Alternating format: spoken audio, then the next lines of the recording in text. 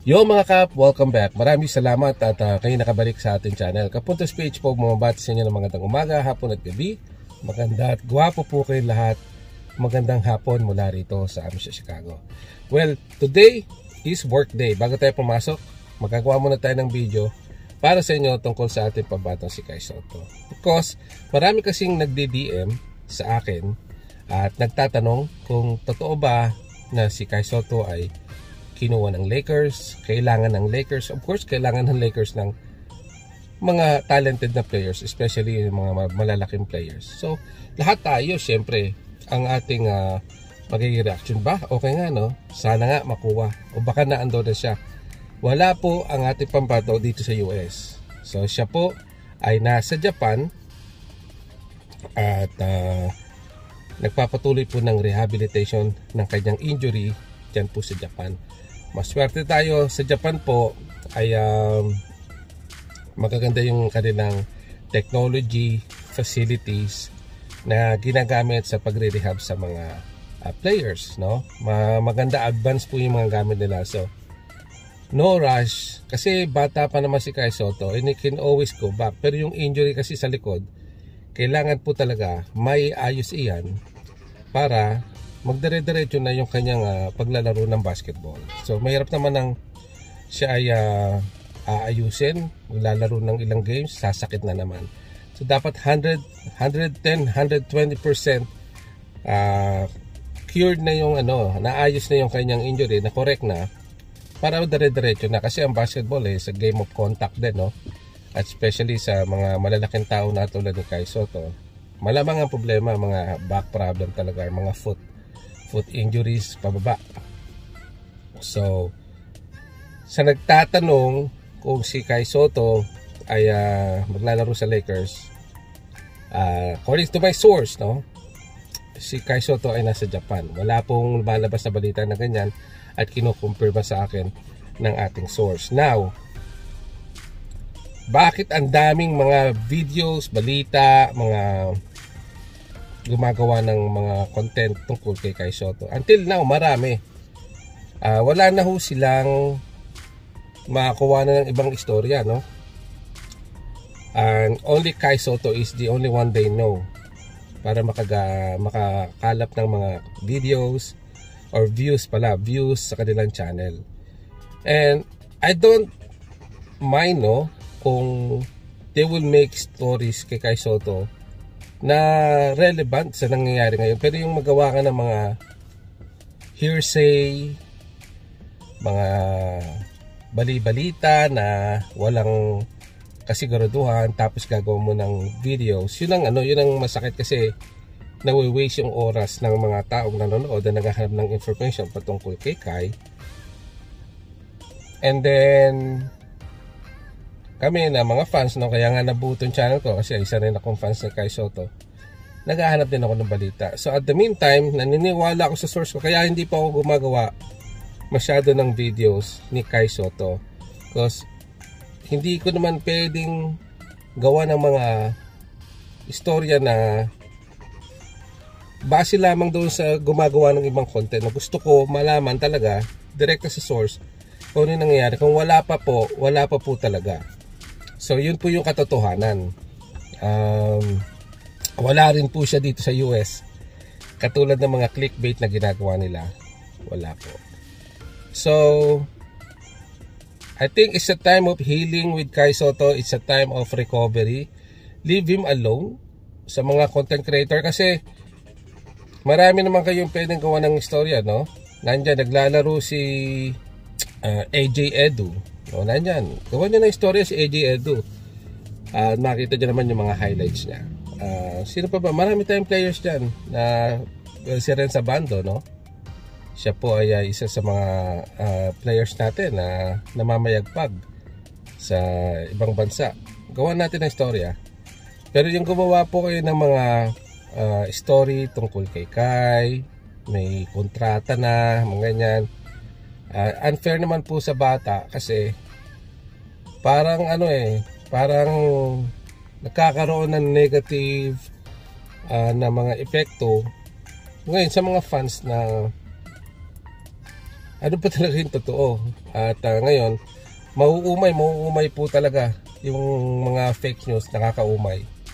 And baka in the long run, itong ating pambato tama rin ng hanapan ng istorya o panoorin ng ating pambato. So that's why we're not making video. So please, kung kayo po ay subscriber dito kay Kapuntos, hindi po ako content creator ng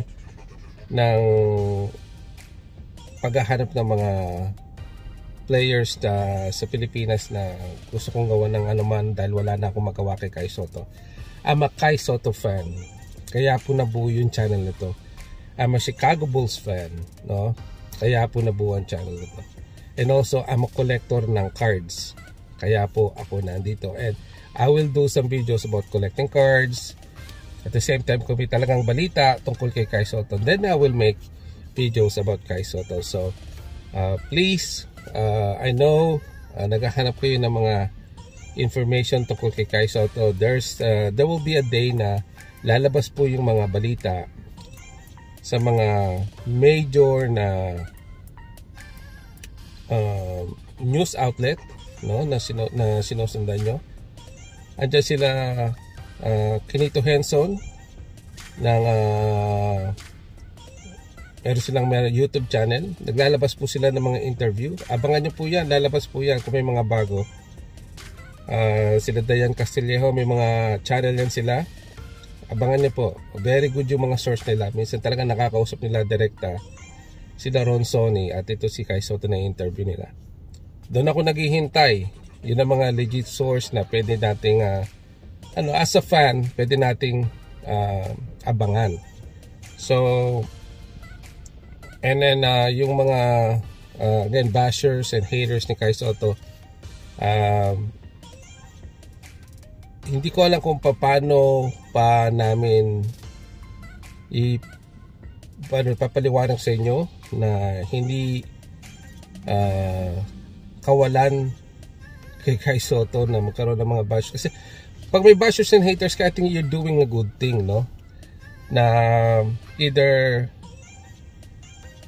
may nanonood sa'yo kahit ayaw ka. So that's still a good thing kasi hinihintay mong magkamali siya, hinihintay mong pumalpak siya, hinihintay mong kung ano man. So you still out there looking and watching and still wasting your time actually to find something na pwede mong i-expose. So ang panalo pa rin dyan is Kai Sotto kasi inaabangan mo pa rin siya either in a negative way, inabangan mo pa rin siya, napanood mo pa rin siya. So, and us or fans, we will continue to support sa ating mga fans ni Kai Sotto. Let's continue to support Kai Sotto. Let's wag tayo mag-give up. And then kung yun nga ang bata nagsusumikap, no, and he will never stop training, he will never stop putting the work and the rehab. Let's not compare him to the likes of Victor Wembanyama and Chet Holmgren kasi maraming they're three different players, no? Iba-iba sila. And sila magke-create ng mga linya nila sa career nila. So we cannot compare, oh, this guy is better than him. We're not comparing him to be the same level or maybe mas mataas pa kay Wembanyama, pero we believe that Kai Sotto can play the game of basketball and he can compete dito sa highest level sa NBA. I really believe na maraming mga players talaga na hype lang, no, na naglalaro sa NBA na walang kapaki-pakinabang. Isa na rito si Patrick Williams. Patrick Williams ng Chicago Bulls, no? Starting 5 ng Chicago Bulls. Siguro sa loob ng kanyang 5 games, no, nakakalap siya siguro ng at least 120 to 150 minutes. At least 120 minutes mula na nag-open ng season. Ang puntos niya ay wala pa sigurong less than mga less than 25 points pa lang ang whole tally ng puntos niya. Ito ay starting 5 Isang NBA players, isang players na draft sa NBA, pero anong pakinabang ng Chicago Bulls sa kanya?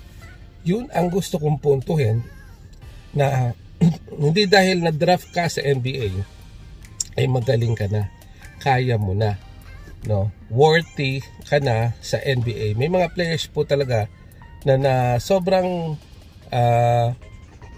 sobra silang mataas yung kanilang stock, no? Mataas yung stocks nila gawa na kapag laro sila sa college, na-expose sila at sa media, sa mga speculation, na-expose po sila dito, kaya marami silang naging scout, na-scout sila mabuti. Pero pagdating po sa major league, no, ay walay po. Ilan po sa mga na-draft 2022, mga kasabay ni Kai Sotto, ang wala na sa liga, no? Marami po sa kanila. At sila mismo ay na-stuck na sa G League at hindi po makuha-kuha. So it's really hard. It's a really accomplishment, one of the highest honor to play in the NBA. If Kai Sotto ever make it, the first pure-blooded Filipino to make it to the NBA, he will make history.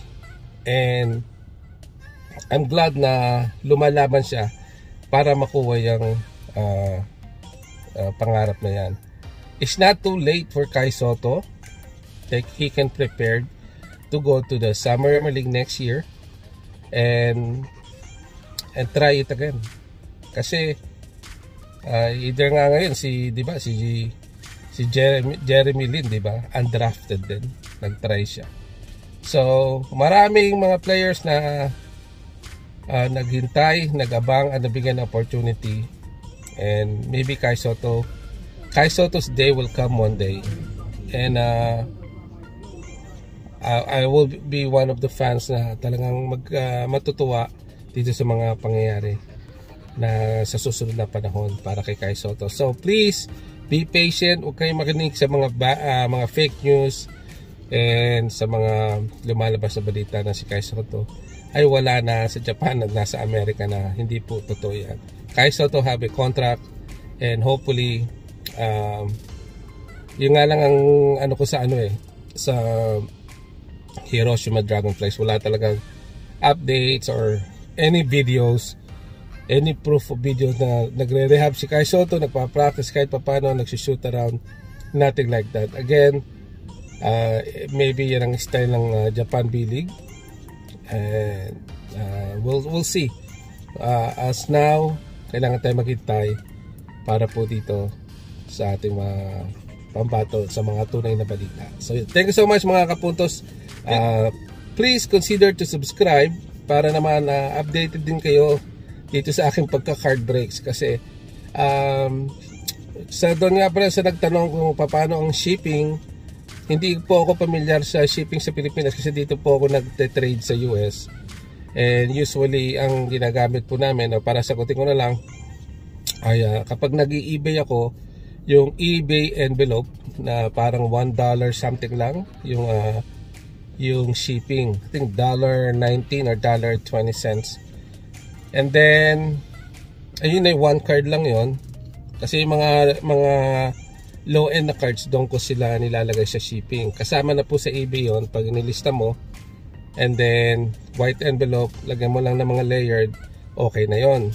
Ngayon kapag shipping naman na medyo mataas yung yung value, mga $100 and below, yan po ay inililista ko na US ground advantage, meaning yan po ay insured siya ng $100 pababa kung ano mangyari sa card, and also meron pong tracking number ang ground advantage. Yan ang ginagamit ko. And also kapag nagdi-deal din ako sa Facebook or sa mga ibang platforms, siguro ranging din, USPS lang din ang ginagamit ko, US Postal Services, and yan yung mga presyo na siguro kapag ground select nasa either, depende sa timbang, no, nasa mga $4 to at least $6 to $7 kapag medyo mabigat-bigat yung timpang ng cards. Kasi pag nagbenta ka ng may mga top loaders tapos lot siya, marami, medyo tataas po yung kanyang timbang. So, yun lang mga kapuntos, at I'm not familiar sa shipping sa atin, pero dito sa US, yun po yung ginagamit ko. Thank you so much and have a blessed day.